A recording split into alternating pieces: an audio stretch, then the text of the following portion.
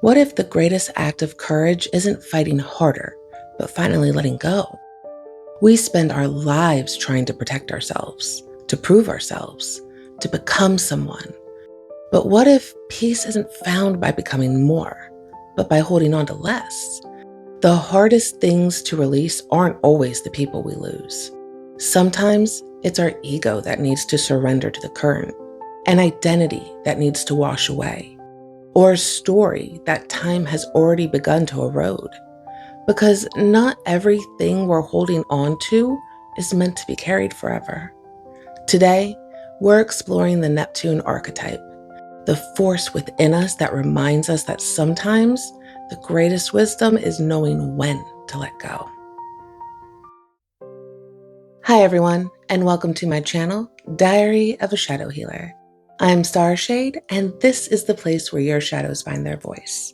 If you're new to this channel, I hope that you'll hit that little subscribe button for me. All right, let's begin.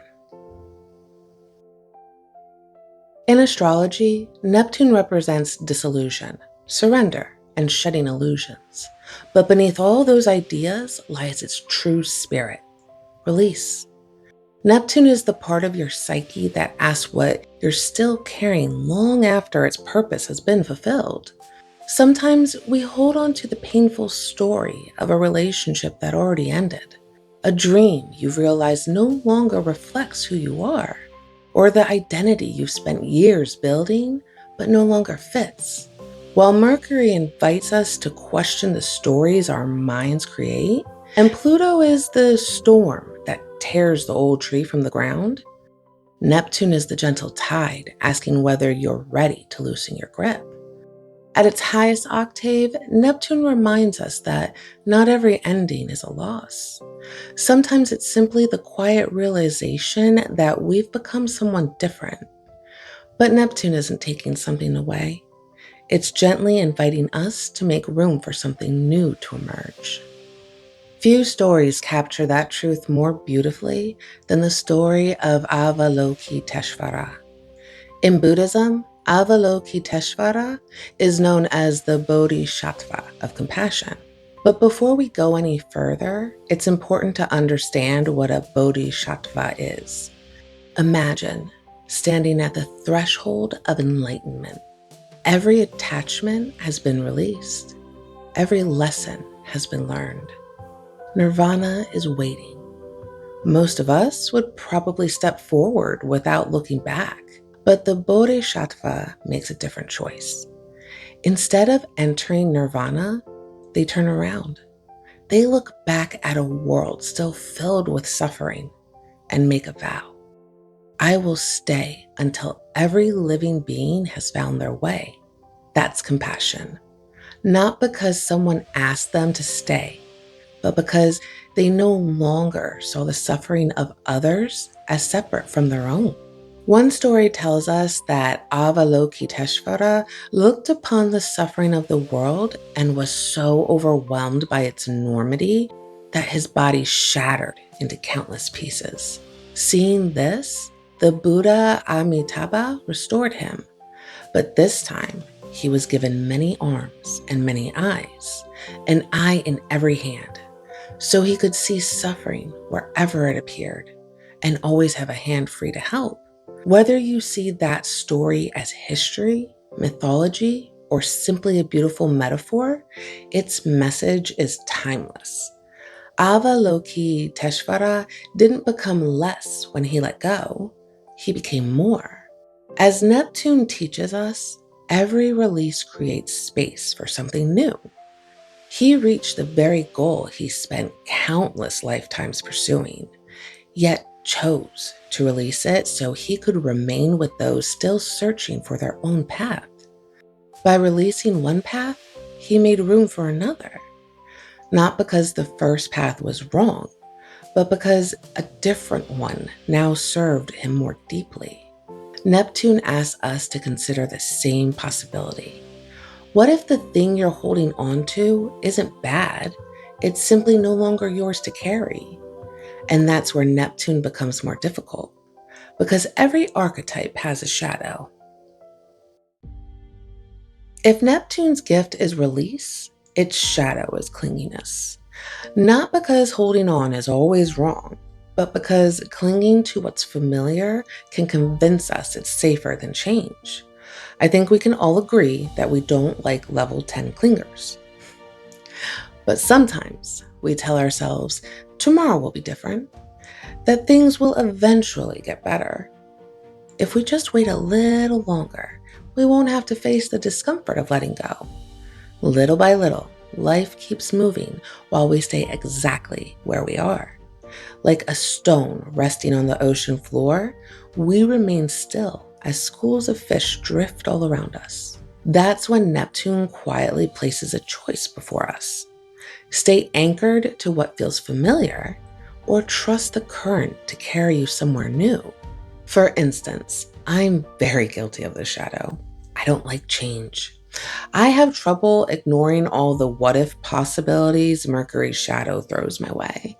So I stay where I'm comfortable. For example, I used to work for this one person who was very mentally damaging. At the time I got transferred to him, I was finally breaking free of the abusive relationship I was in. So it was very difficult for me to stand up for myself. I stayed for a long time because I knew the job, how it worked, what was expected. The shadow of Neptune whispered in my ear, "Don't let go. You might never find something better." However, it was going to destroy my self-confidence if I didn't leave. So one day I looked at other jobs in the area and I started applying. It was difficult, but I had to let go of this job because it was no longer serving me. Now, there was a purpose for me having this job. It got me to where I needed to go, introduced me to people I needed to be connected with. But staying there, that wasn't an option for me anymore. That's Neptune's shadow trying to keep me where I was, while its highest expression was asking me to rise and become who I'm capable of being. The truth is, Neptune's shadow doesn't show up as something intense. Sometimes we don't even notice the weight of what we're carrying until life asks us to move, and we realize we can't. That's why shadow work isn't about judging yourself for what you've held on to. It's about becoming aware that you're still carrying it. So for this week, I'd like you to sit with this question. What outdated belief, identity, or dream am I still carrying even though I've outgrown it? Write your answer at the top of a page, then underneath it, write what you've been afraid would happen if you finally let it go. Because often what we're clinging to isn't the thing itself. It's the story we've built around what losing it would mean. And if you discover something you've been holding on to because it feels familiar, ask yourself one more question. Who might I become if I finally let it go? And now for my favorite part. If Neptune had a paranormal aspect, it wouldn't chase you. It would wait for you to come willingly. A beautiful voice echoing across the sea. A promise of something you've been longing for. Sailors called them sirens. Most people picture a beautiful woman sitting on the rocks, singing to passing ships. But the oldest stories were never really about beauty. They were about temptation. For centuries, sailors told stories of spending weeks at sea. The horizon never changes. Days become weeks. You're exhausted, homesick, wondering if you'll ever see land again. Then you hear a voice. Not frightening, comforting, beautiful. A song that promises everything you've been longing for, and without thinking, you begin steering toward it. Your crew shouts, they tell you to change course, but the closer you sail, the less you're willing to listen. Until finally, the rocks appear beneath the waves. By then, it's too late. The siren never dragged the ship off course. The sailors chose to follow her. That's what makes this story so powerful. The siren never stole their freedom. She simply offered them something they wanted more than the truth. That's Neptune's shadow. It doesn't usually tempt us to hold on to what's good for us. It tempts us to keep chasing what no longer serves us. The promise that happiness is just waiting over one more wave, that one more chance, one more distraction, one more tomorrow will somehow become the answer we've been searching for. But a siren song isn't always something we hear with our ears. Sometimes it's the quiet voice inside that whispers just a little longer, one more chance. Tomorrow will be different. And little by little, we drift farther away from the life we're meant to be living. The siren never asks us to let go. She convinces us to keep holding on because we're certain we're almost there. When in reality, we've been holding on long after it was time to let go.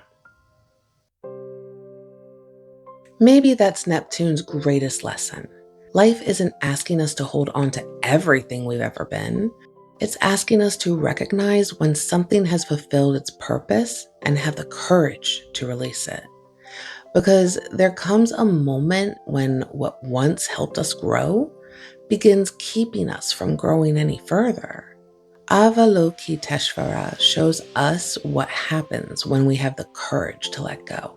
The siren reminds us how easy it is to keep holding on, and that's where they part ways. One invites us toward freedom. The other keeps us sailing in circles. So the real question Neptune quietly asks is, can you let go? Not because it never mattered, but because it has already given you everything it came to teach you. Because every release creates space for something new. Remember, this is the place where your shadows find their voice.